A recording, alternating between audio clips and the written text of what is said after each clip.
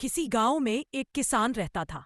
एक दिन जब वह खेत जोतने के लिए जाने लगा तो जाते हुए उसने अपनी पत्नी से कहा, सुनो, खाने के लिए कुछ बना लो और मेरे लिए खाना खेत पर ही भेज देना। जब खाना तैयार हो गया तो उसकी पत्नी ने अपनी बेटी को खाना तथा ब्रेड देकर कहा, जाओ अपने पिता को खेत पर खाना दे आओ। घर से खेत काफी दूर था। बेटी चलते चलते जब थक गई को एक पेड़ की छांव में थोड़ी देर आराम करने बैठ गई। जब वह पेड़ के नीचे आराम कर रही थी तो उसने पास से एक औरत को निकलते देखा। वह औरत अपनी गोद में एक छोटा बच्चा लिए हुए थी। लड़की मन ही मन सोचने लगी, कितना खूबसूरत बच्चा है। जब मेरी शादी होगी तो मेरे भी एक सुंदर सा लड़का होगा। वह भी कबूतर की तरह गुटरगुं करेगा। मैं उसका नाम गुरगालचो रखूंगी। वह भी आग के पास बैठा अपनी कमीज से खेल रहा होगा।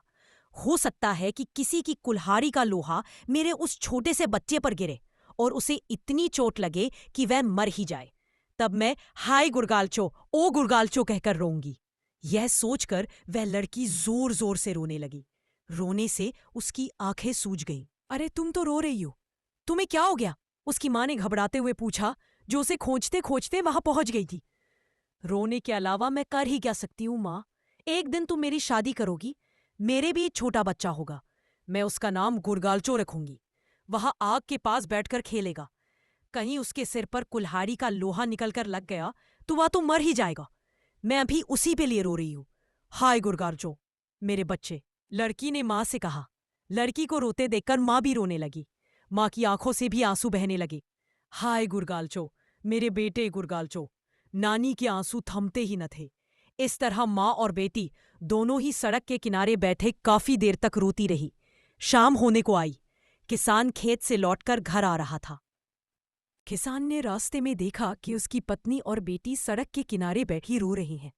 वह चौंक गया और पास आकर बोला, अरे तुम दोनों यहाँ क्यों रो रही हो?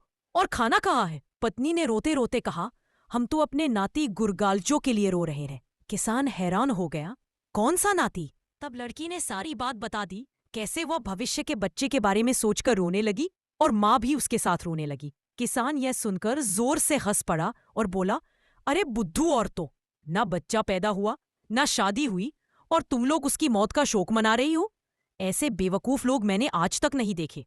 फिर किसान ने कहा, चलो घर चलो, अगर ऐसा अक्लमंदी है तो इस गांव में मेरे रहने का कोई मतलब नहीं। लेकिन तभी गांव के कुछ लोग वहां आ गए। किसान ने उनसे पूछा, क्या तुमने कभी ऐसे लोगों को देखा है जो बिना पैदा हुए बच्चे के लिए रोते हो? गांव वाले हंसते हुए बोले, नहीं, इससे बड़े मूर्ख तो हमने कभी नहीं देखे। तब किसान ने कहा, देखो, यही है मेरे घर के लोग, बुद्धिमान गुरगालचो के परिवार वाले। यह सुनकर माँ और बेटी को अपनी मूर्खता का एहसास